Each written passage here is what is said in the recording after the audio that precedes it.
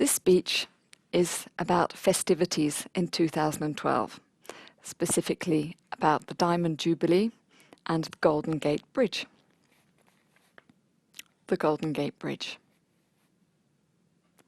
This year, 2012, is certainly a year for major events and celebrations.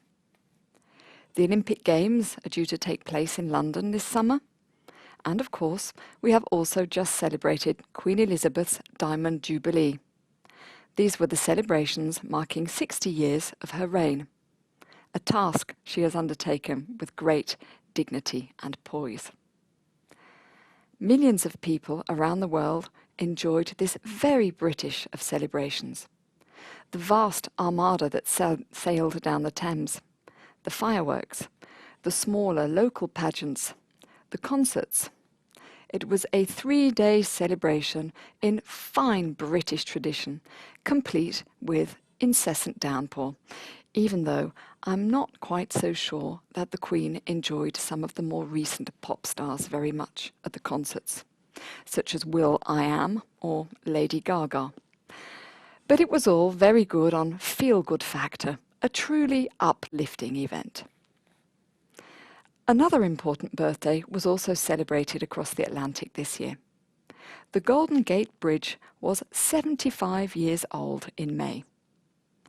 It was originally built to boost the local economy.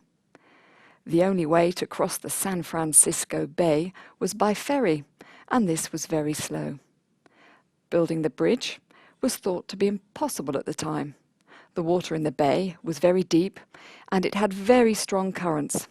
But above all, the bridge had to be over 2.5 kilometers long. Clearly, as the bridge exists today, and is indeed the most photographed bridge in the world, it did prove to be possible.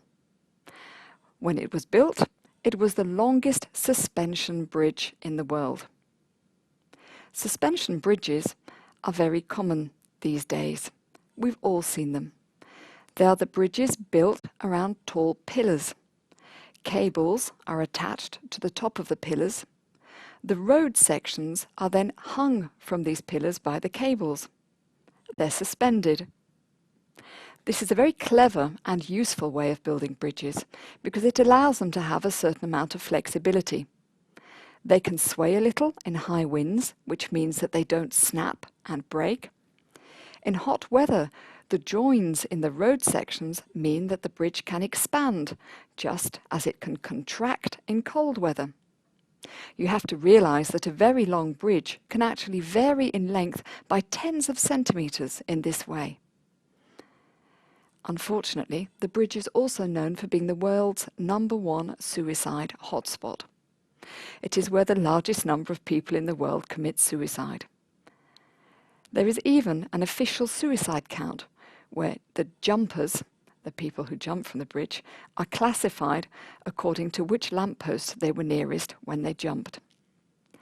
It has been estimated that there have been over 1,000 suicides off the bridge, probably more than 2 a month. But of course, this is only an estimate. There's not always a witness to see the person jump, and bodies are not always recovered. Sometimes the only clue to a possible suicide is a pile of clothes or a hire car found abandoned in a nearby car park. Because of this fatal attraction, it was finally decided that a steel net would be hung under the bridge to catch any future jumpers. Unfortunately, as money is tight, 2 years after this momentous decision, the city still hasn't managed to build this net. So, despite this rather sad story, it's nice to know that private sponsors could certainly be persuaded to pay for the birthday party to mark the 75-year celebration, but not to spend their money on something that could actually save lives.